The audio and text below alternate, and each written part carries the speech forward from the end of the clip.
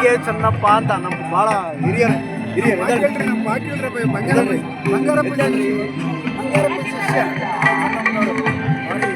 ಯಾರು ಸರಿಯಾದ ರೀತಿ ಕನ್ನಡದ ಬಗ್ಗೆ ಯಾರು ಹೇಳ್ತಾ ಇಲ್ಲ, ಕನ್ನಡದ ಅಸ್ತಿತ್ವವನ್ನು ಉಳಿಸ್ಲಿಕ್ಕೆ ಯಾರು ಪ್ರಯತ್ನ ಮಾಡ್ತಾ ಇಲ್ಲ.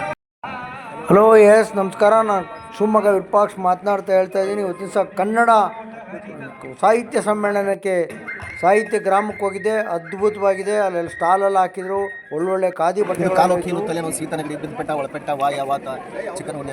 ಯಾವ ಊರು ತಮ್ಮದು? ಅತನಿನಾ?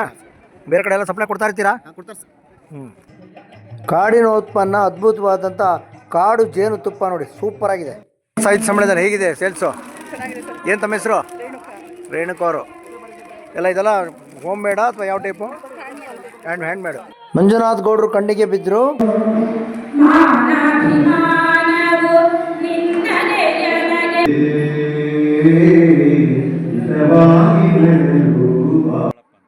ಮೈಸೂರಿನ ಸಾಹಿತಿಗಳು ಕಣ್ಣಿಗೆ ಬಿದ್ದರು. ತಾವು ಬರೆದಿರತಕ್ಕಂಥ ಪುಸ್ತಕವನ್ನೆಲ್ಲ ತೋರಿಸಿದ್ರು ನನಗೆ.